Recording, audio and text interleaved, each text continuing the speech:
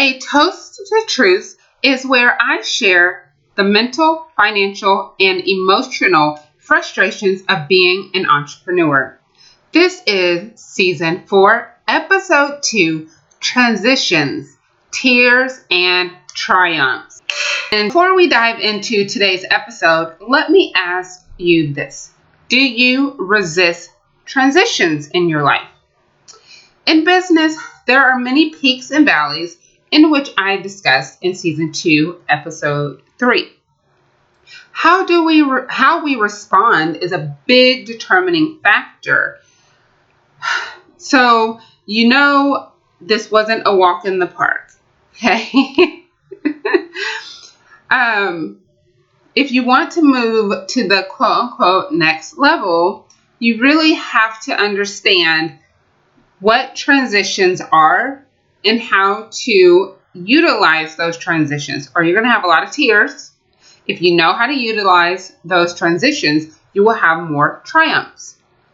Okay, so 2016, I say that like that, 2016 was a huge transitional year for me.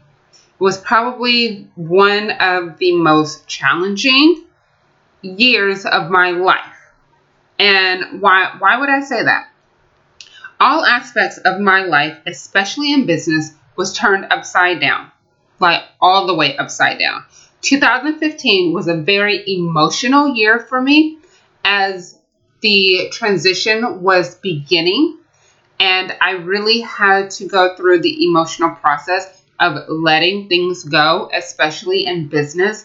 We get so used to what we know, what's familiar, what's comfortable, and we don't realize that holding on to being comfortable is taking away from what will open the doors for us to bring in more cash for our business. So 2015 was a very emotional year for me because that was the year I had to start emotionally, mentally, and physically letting go of things. Last year, everything got turned upside down because deep-rooted shifts happened in my life. Okay, so this isn't the change we talked about last week. These are deep-rooted shifts, painful experiences that I had to go through.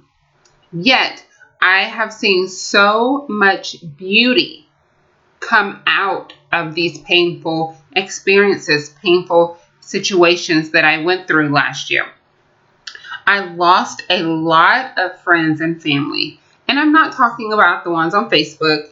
I am talking about people that I shared my soul with, poured my heart out to, cried with, talked with, knew personal things about them, and they knew personal things about me. Some betrayed my trust. Others just drifted in different ways. And again, I talked about your circle last episode. But this is different. This is the shift, the transition. Okay? I cut more family off than ever before. Some in my family even stole money, while others were just toxic, and I refused to allow them in my space. My personal life was flipped on its head, and I went back to teaching in the midst of clawing my way out of a deep financial hole made from really bad decisions and poor money management. I talked about that last episode as well.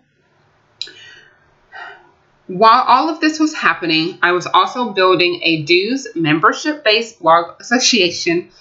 Therefore, with the other leaders, we are literally building the blueprint day by day. Dealing with the aftershocks of this transition revealed why I am the perfect person to teach mental detox.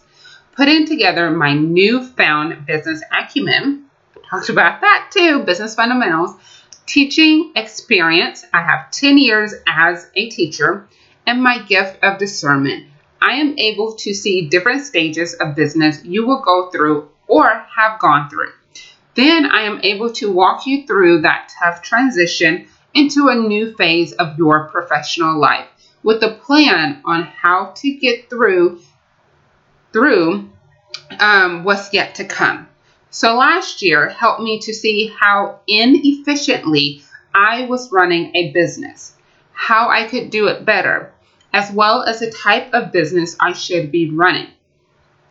And that's, guys, just the overview of the transition that my life took last year. Okay, that's not the lessons that I wanted to share with you. I'm going to share those in just a second. So before I get to the lessons from the transitions I went through, let's take a sip.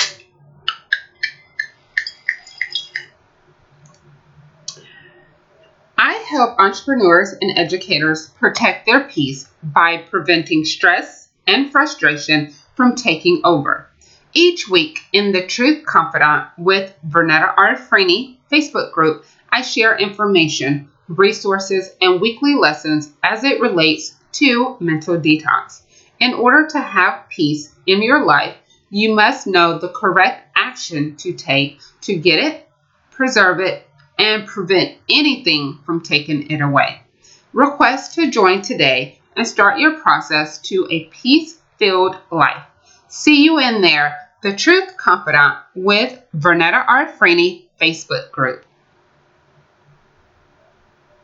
Okay, so now we are to the lessons that I have learned in the transitions that I went through. Okay, so these are going to be the 5 biggest lessons I learned last year during my transition.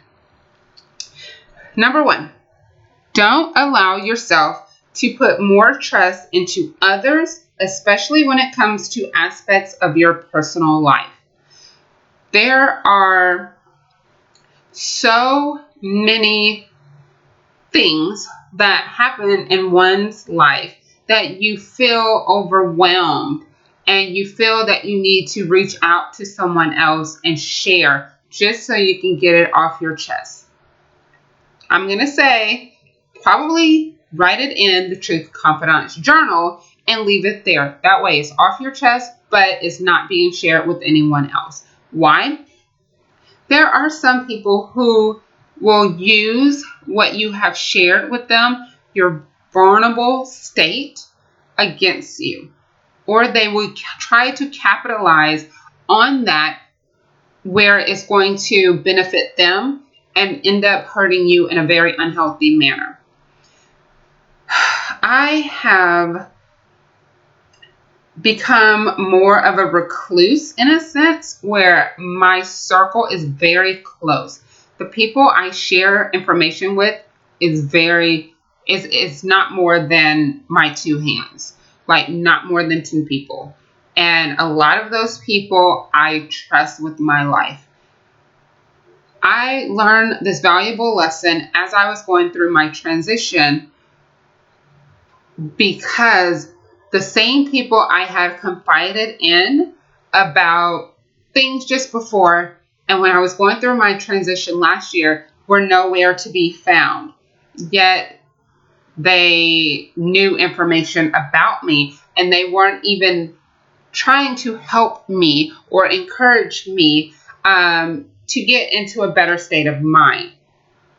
Also, some people see or use what you have given them as firepower because they know if you are a giver like I am, that they can utilize what you have shared with them to try to either shame or guilt you into doing something that will benefit them. I read somewhere on Facebook, and I don't remember whose page it was, but they were saying if you are a giver, vampires will always try to attach themselves to you, i.e. energy suckers. And these are people who will try to take as much as they can. They will try to become your friend, try to become buddy-buddy, get information about you, and then use that information to benefit them. So we have to be careful. And during my transition, I really saw myself and I saw what I was doing as far as giving of myself to other people, and I realized I needed to cut that off and I needed to stop. I was not going to be able to give to other people if my cup only had energy for myself if I was not giving from my saucer. And let me explain what that means. Think of a teacup. Cup sits on a saucer. Everyone says you need to have a full cup. That is true. Your cup, that's the energy level for you. So if you have a full cup, that energy is for you to do what you need to do for yourself. In order for you to be able to give to other people, you need to have some of that spilling over onto the saucer. And whatever has spilt onto the saucer is what you give to other people. Now, when I'm saying that, don't allow other people to know all aspects of your personal life, when you are sharing with other people your hurts, your pains, your disappointments, that is you reaching out to someone else to try to help you fill your cup up. And you're thinking those people will help you fill your cup up so that you can in turn be able to have something spill over onto your saucer. But everyone does not believe in that philosophy. So you really need to be very careful who you share your personal information with, because they may actually take from your cup instead of helping you fill it up so you have something to splash over onto your saucer. Number 2, don't keep investing, and investing was in quotes, in programs and coaches until you have fully vetted them and or use what you've already paid for. I talked about it last episode about spending money. I'm not investing unless that person will help me solve my problem. And my focus is on sales. So I'm only investing in people that I have watched and people that I feel are good at what they do to help me solve this problem with my sales so that I can have more sales and not the ones that I do have. I have watched these people, so they have been fully vetted. I have listened to these people. I have gone to events where these people have spoken. I'm in these people's Facebook groups. I've really tried to get a good grip on the philosophy of the people that I want to work with this year, as I have been taken advantage of by many business coaches. I have spent money. I have lost a lot of money with business coaches because I went on their word and their word alone. And that can't happen anymore. I have invested over 5.5 years in being an entrepreneur. So I need to make wise decisions. I need to be more cognizant of how I spend my money. And I need to really vet people before I just give them my debit card information. Now, since I spent so much money in the past on coaches and programs and trainings, I need to actually use them. So that's what I did. The last few months, I have gone back through every ebook. I believe all the audio. I think I still have a few more videos to go through, more training videos, but I am going back through everything I have purchased. Even though people say what worked 2 years ago may not work now. That's true. However, there's still little bitty gems that I have been able to take and utilize, and they are very beneficial to me now. I do not want to invest in anything else until I have fully capitalized and utilized what I've already paid for. There's no reason for me to pay for another program, and I have programs sitting on my computer that I have not finished or I have not even looked at. That's not going to happen anymore. And during my transition, I learned I need to use what I have and stop searching for what I think I need. Okay. Number 3, going back to a job temporarily is not the end of the world. You can't pull cash out of your behind. Okay, so use that as infusion to help accelerate where you are and what you want to do. I was very ashamed to have to go back to teaching full time last year because I felt like a failure. I felt like, all this work and energy and everything I was putting into building a business, and it just flopped. It just did not work. And now I'm having to go back to a job with my, tail between my legs or whatever. I actually like teaching. Do I want to do it forever? No. Would I be there forever? No. But I have a purpose as to why I'm there, and that makes it even more enjoyable. I know I enjoy teaching, so I go in there and I do my job and I do it well. But I also know that the money I'm making is helping me be able to pay for the things that I need in order to really build a successful business for the Truth Confidant. I'm not going to begrudgingly do my job and then accept the money. I'm going to do my job. I'm going to be at peace with having this job, and I'm going to be happy about doing the job, because I know when I put forth energy or effort in that classroom, the money that I am making is going to go into my business, and then I will be able to do more, help more, and grow more. Okay, so even though I was ashamed and embarrassed about having to go back to teaching, I really am not anymore. And I can say that honestly because I'm able to actually invest in things for my business without struggling to figure out how I'm going to do that and pay my bills at the same time. When you are an entrepreneur and you have to kill for your meal, every penny counts. You're having to pay rent. You're having to pay, all of your utilities. You're having to pay expenses, car note, car insurance. There's so many expenses out there, cell phone, internet. And then you have business expenses. So as an entrepreneur who lived that kill for your meal, I literally would have to decide what will be paid and what's not going to be paid. What am I going to finagle my way through and pay so I can get to the next month or get to the next check or wait till someone pays me what they owe me? That is a very stressful way to live. And yet that's how so many entrepreneurs actually live on a daily basis, because pride and ego can get in the way from you going back temporarily to take a job, to set yourself up financially, and then go and be able to fully enjoy and do what you need to do in your business. This job that I have helps me get out of business debt. This job that I have is making it easy where I can pay for everything I need to in order to go to this conference in June that I talked about last episode. This job has helped me be able to invest in my business and get things that I need done that I had to wait because the money I was making as just an entrepreneur was not helping me pay everything that I needed to pay.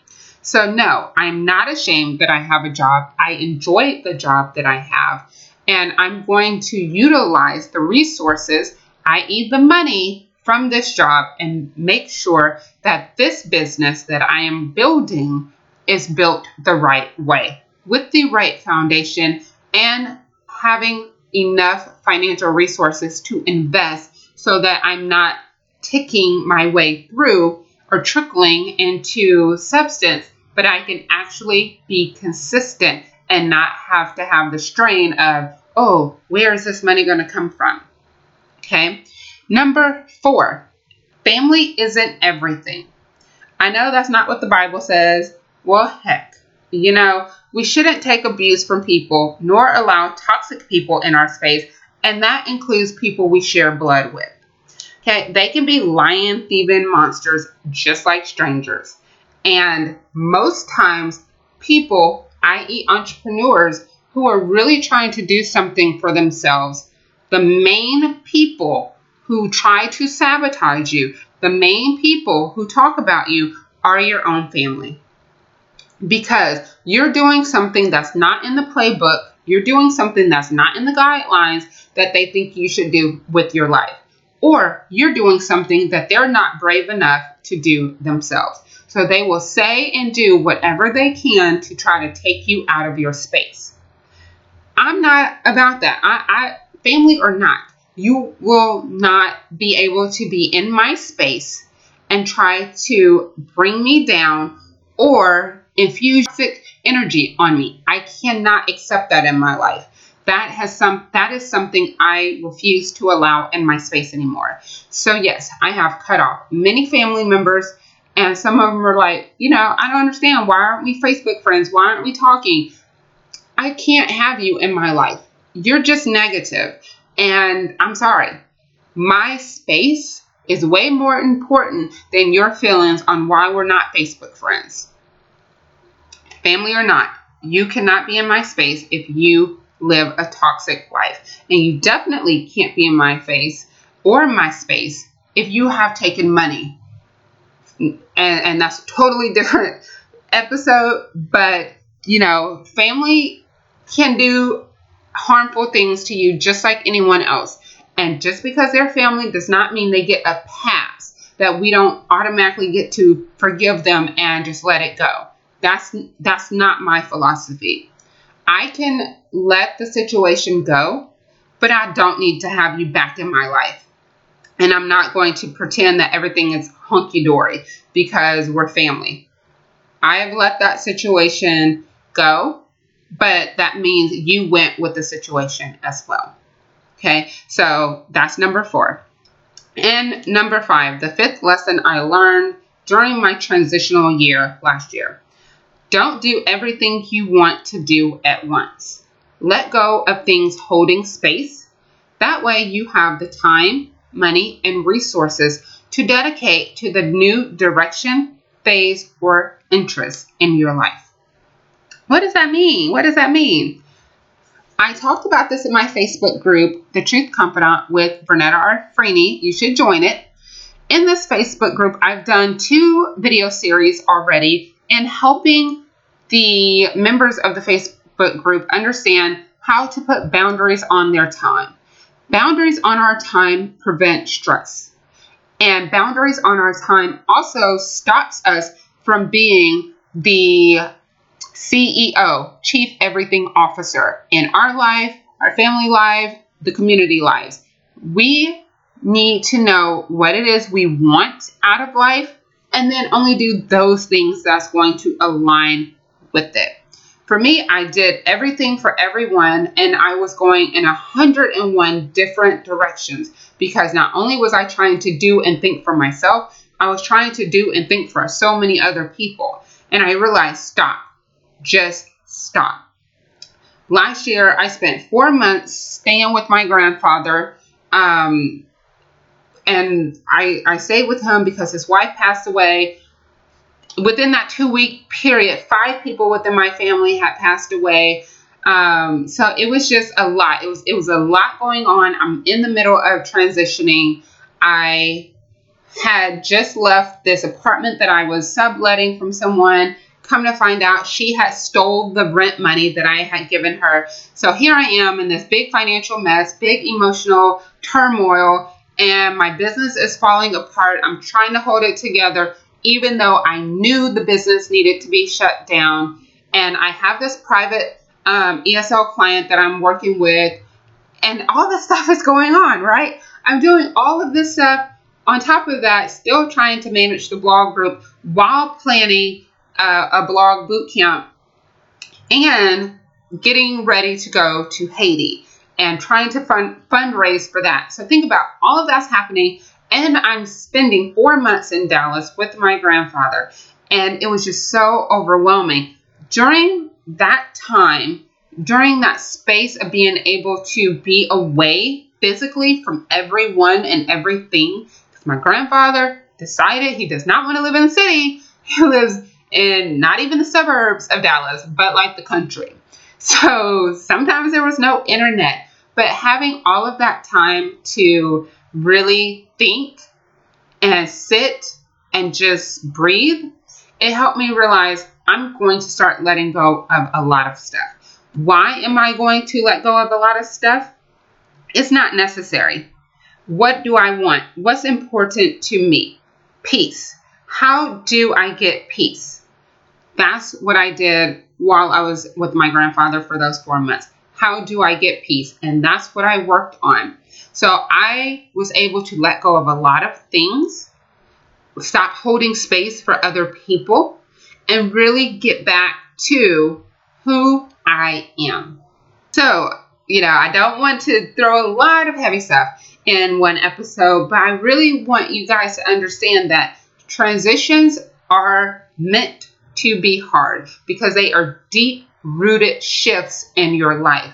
You can have tears in each one of those experiences that I shared with you. There were lots of tears, but you can also have triumphs, because think about it. On lesson number 1, don't allow yourself to put trust into other people.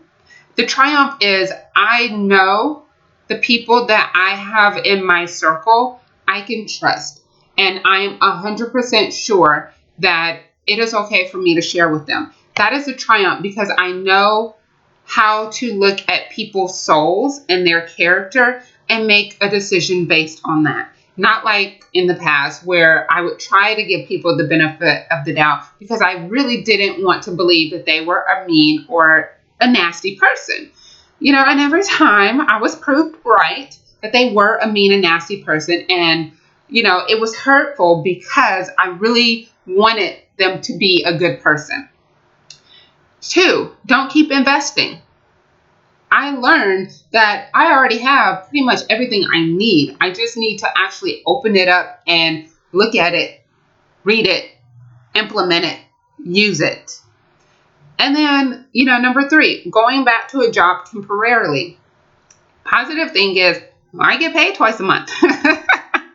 Let's be honest. As an entrepreneur, sometimes, you can go some time without money, especially in the beginning. So it's nice to have that consistency when it comes to money coming in. And I took every class that I was offered. I worked so many hours my first 90 days there that they literally told me that, you know what, you can only work 40 hours a week, no more. And so because I was trying my hardest to get out of business debt and to get some financial footing so I can really build the Truth Confidant. So taking a job temporarily, the positive in that, the triumph in that, is being able to have some money so I can build the business that I want.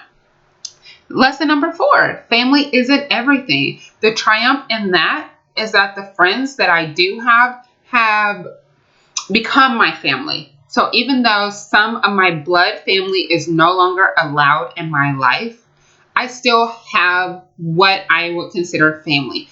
And my immediate family, we've grown closer because of the situation itself. So the triumph is, your bonds have become stronger when you have less people to share them with. And lesson number 5, don't do everything you want to do at once. The triumph in that is I sat and I looked and evaluated everything I was doing in my life. Of course, I used my journal, the Truth Confidant Journal, to write out that whole plan. And now all the things that I'm doing in my life are the things that I want to do, I have time to do, and I enjoy doing. Okay, so that is all I want to share when it comes to, transitions. Now it's time for the final toast.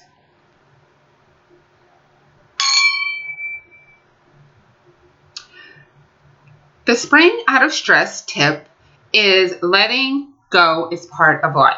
Holding on to something or someone will cause more harm than good. Know when what you're holding on to is poisoning you to the point that it makes the rest of your life toxic.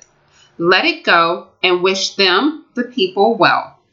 If it is a situation, let it go completely and do not rethink about it, because that's when you will start beating yourself up. Free yourself of that emotional hold that you have on that person or that thing so that you can have more energy to give to the people who are worthy of your time. That's all I have for Season 4, Episode 2, transitions, tears, and triumphs. You can go to VernettaRFraney.com to listen to all the past episodes of A Toast to Truth. Thank you for listening.